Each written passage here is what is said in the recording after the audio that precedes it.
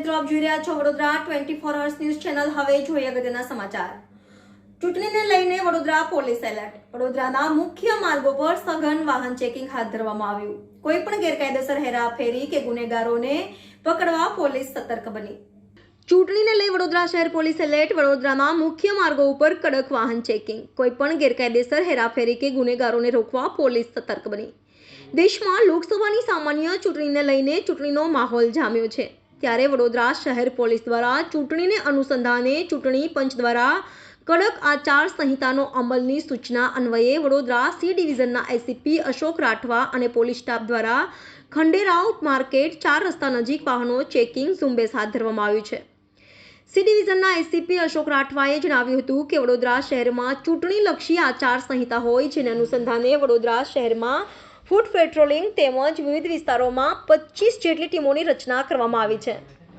વડોદરા શહેર પોલીસ દ્વારા વાહનો ચેક કરવામાં આવે છે તેમજ અન્ય કોઈ પણ પ્રકારની ગેરરીતિ ચલાવવામાં આવશે નહીં, જે બાબતે ચૂંટણી અનુલક્ષી કડક હાથે કાર્યવાહી કરવામાં આવી છે.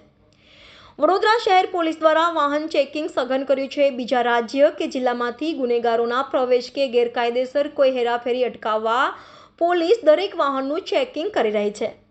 આવી કોઈ પણ હેરાફેરી પકડાશે તો કાયદેસરની કાર્યવાહી પણ કરવામાં આવશે. વડોદરા શહેરમાં કુલ 25 ચેકપોસ્ટ તૈયાર કરવામાં આવી છે, જે તમામ ચેકપોસ્ટ પર પોલીસ ટીમ તૈનાત કરવામાં આવી છે. સઘન ચેકિંગ થકી અસામાજિક અને ગેરકાયદેસર પ્રવૃત્તિઓ રોકી ચૂંટણી શાંતિપૂર્ણ માહોલમાં પૂર્ણ થાય તેનો પ્રયાસ હાથ ધરાશે.